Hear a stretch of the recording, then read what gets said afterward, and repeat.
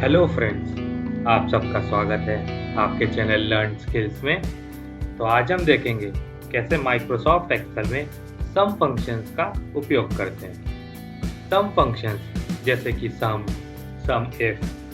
If, सब total इत्यादि। तो आइए शुरू करते हैं। सबसे पहले हम सम फंक्शन का उपयोग सीखेंगे। अगर हमें कुछ वैल्यूज का टोटल निकालना है तो उसके लिए हम या तो प्लस ऑपरेटर का उपयोग कर सकते हैं या सम फंक्शन का उपयोग कर सकते हैं। तो आइए देखते हैं दोनों में क्या डिफरेंस है। अगर हम प्लस ऑपरेटर का उपयोग करेंगे तो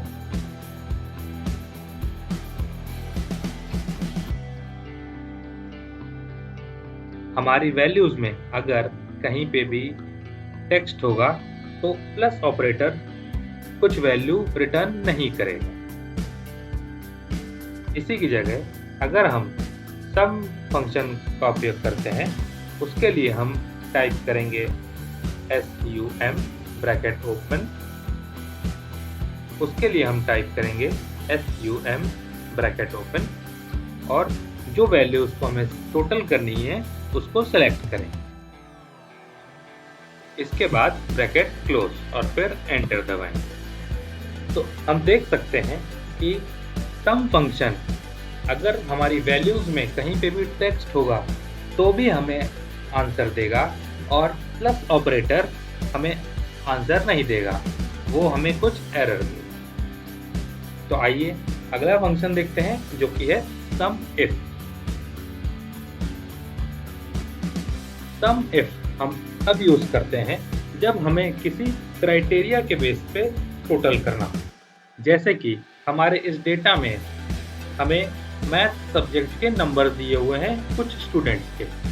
स्टूडेंट जो कि या तो मेल है या फीमेल है, और अगर हमें मेल का टोटल निकालना है तो उसके लिए हम सम इफ का उपयोग करेंगे।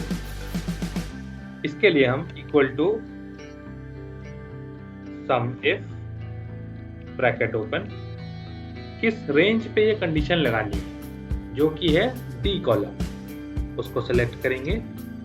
इसके बाद क्राइटेरिया यानी कि मेल, उसको सेलेक्ट करेंगे। इसके बाद कॉमा और जिस रेंज को हमें टोटल करना है फिर हम वो रेंज देंगे जो कि है यहाँ पे मैथ्स के मार्क्स और ब्रैकेट क्लोज। इसने हमें 300 दिया। इसी तरह से अगर हमें फीमेल्स के टोटल मैथ के मार्क्स निकालने हैं तो उसके लिए सम if bracket open, range select किया हमने, क्राइटेरिया दिया और सम रेंज सेलेक्ट किया और ब्रैकेट क्लोज।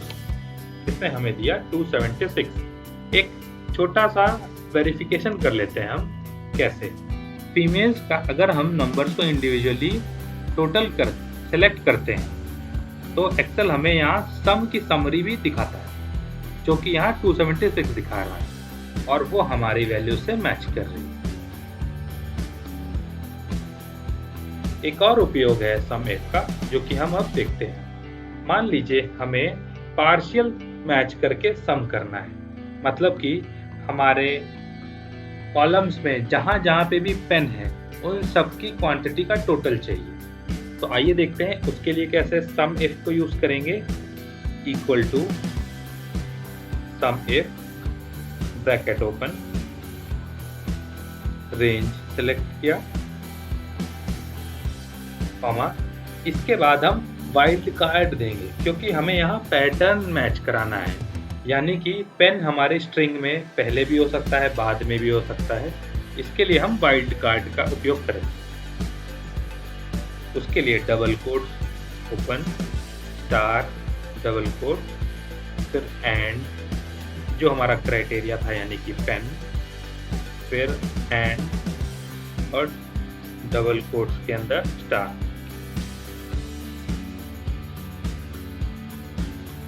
और जो हमें सम रेंज करना है उसको सिलेक्ट करें, ब्रैकेट क्लोज, एंटर। इसने हमें 26 दिया।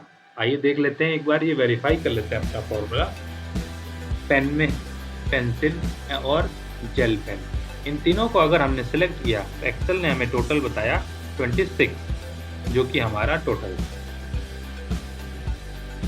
अगला सम का फंक्शन है सम इफ। अगर हमें मल्टीपल कंडीशंस के ऊपर टोटल निकालना है तो उसके लिए हम सम इफ्स का उपयोग करेंगे। जैसे कि हमें उन सारे मेल स्टूडेंट्स का टोटल चाहिए जिनके मार्क्स 70 से अबव, तो इसके लिए हम इक्वल टू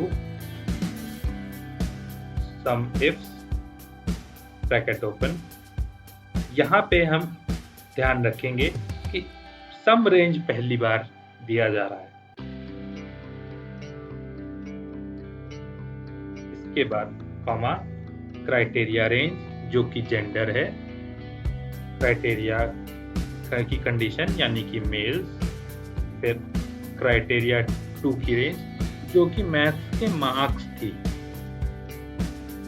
क्राइटेरिया 2 कंडीशन और ब्रैकेट क्लोज। इसी तरह से फीमेल्स भी हम लगाएंगे सम इफ्स सम रेंज, क्राइटेरिया 1 की रेंज, क्राइटेरिया की कंडीशन, क्राइटेरिया 2 की रेंज और क्राइटेरिया 2 की कंडीशन।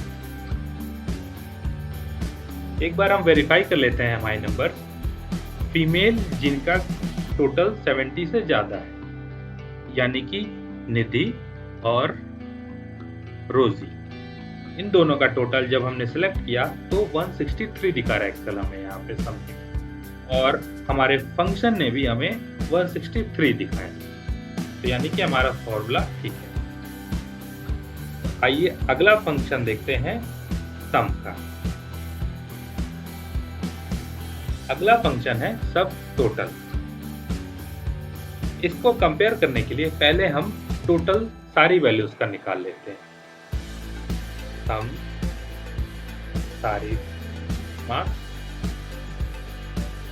सब टोटल यूज करने के लिए हम पहले सब टोटल लिखेंगे, फिर हमें क्योंकि सम का सब टोटल निकालना है इसलिए हम इसको स्क्रॉल को नीचे ले जाके 109 वाले सम को सिलेक्ट कर लेंगे और टैब दबा देंगे। इसके बाद हम अपनी सम रेंज को सिलेक्ट कर लेंगे और ब्रैकेट क्लोज। सब टोटल का उपयोग तब आता है जब हम फिल्टर में कोई वैल्यू सेलेक्ट कर लेते हैं और उसके अकॉर्डिंग हमारी जो टोटल वैल्यू है वो चेंज हो जाएगी।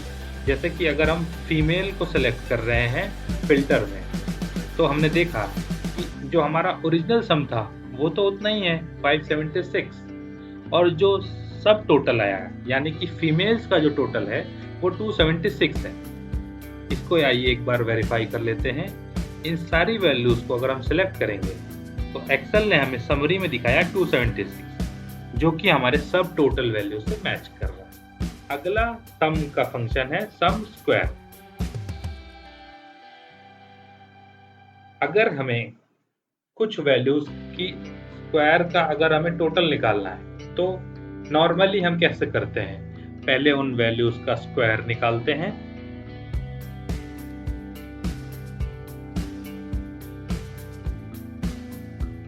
और फिर उसे टोटल करते हैं सम की मदद से। इसको हम इसके बजाय एक ही स्टेप में कर सकते हैं सम स्क्वायर फंक्शन की मदद से। इसके लिए हम सम स्क्वायर और जिस रेंज का हम के स्क्वायर का हमें टोटल चाहिए था हमने उसको सेलेक्ट कर लिया और ब्रैकेट क्लोज। तो देखिए इसने हमें एक ही स्टेप में ये वैल्यू दे दी। अगला हमारा सम का फंक्शन है सम प्रोडक्ट। मान लीजिए हमारे पास कुछ आइटम्स की क्वांटिटी और प्राइस दोनों मौजूद है। अगर हमें निकालना है टोटल रेवेन्यू तो हम कैसे निकालेंगे?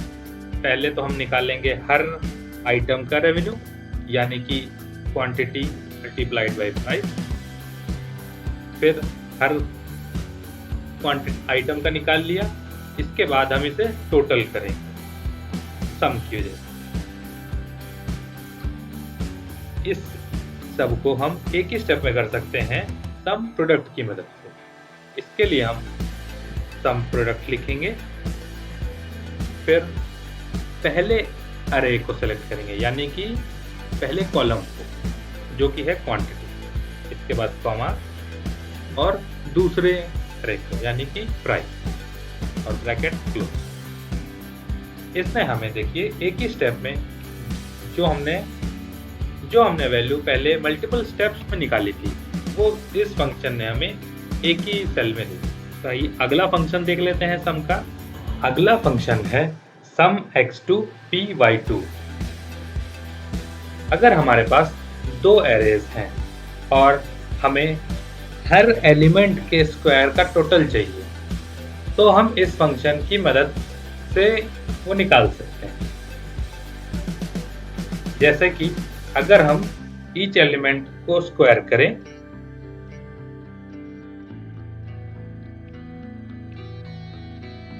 फिर उसका जब हम टोटल निकालेंगे तो वो उसने हमें 204 दिया। यही काम हम एक ही स्टेप में इस फंक्शन की मदद से कर सकते हैं। पहला एरे दिया हमने, फिर दूसरा एरे और एंटर। जैसा कि हम देख रहे हैं कि इसने वही नंबर दिया जो हमने पहले मल्टीपल स्टेप्स में निकाला था। ये फंक्शन सिमिलर काम करता है सम स्क्वायर के। अगर हम सम स्क्वायर को यूज करेंगे इन दोनों एरेज के डेटा पे तो वो भी हमें सिमिलर आंसर देगा।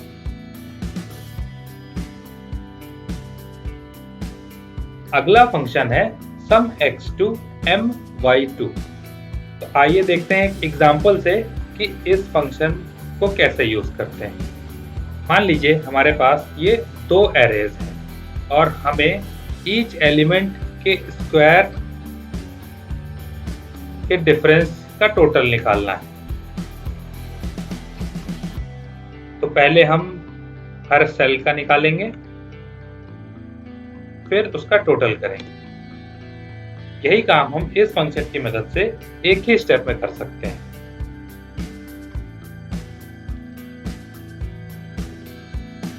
एरे 1 सेलेक्ट किया, फिर इसके बाद सेकेंड एरे सेलेक्ट किया और इसने हमें वही आंसर दिया। अगला फंक्शन है सम x my2। यह फंक्शन हम तब यूज करते हैं जब हमें दो एरेज के डिफरेंस के स्क्वायर का टोटल चाहिए। अगर आपने स्टैटिस्टिक्स पढ़ा हुआ है तो उसमें एक पैरामीटर होता है काई स्क्वायर, उसको निकालने में हम इसकी मदद ले सकते हैं। फिलहाल के लिए हम इसे अपने डेटा पे अप्लाई करते हैं। इसके लिए पहले हम फर्स्ट एलिमेंट में से सेकेंड एलिमेंट को माइनस करेंगे और उसका स्क्वायर निकालेंगे। यही फॉर्मूला बाकी सेल्स पे भी कॉपी कर देते हैं और इसके बाद जब हम इसका टोटल निकालेंगे तो उसने हमें 12 दिया। यही काम हम इस फंक्शन की मदद से करते हैं।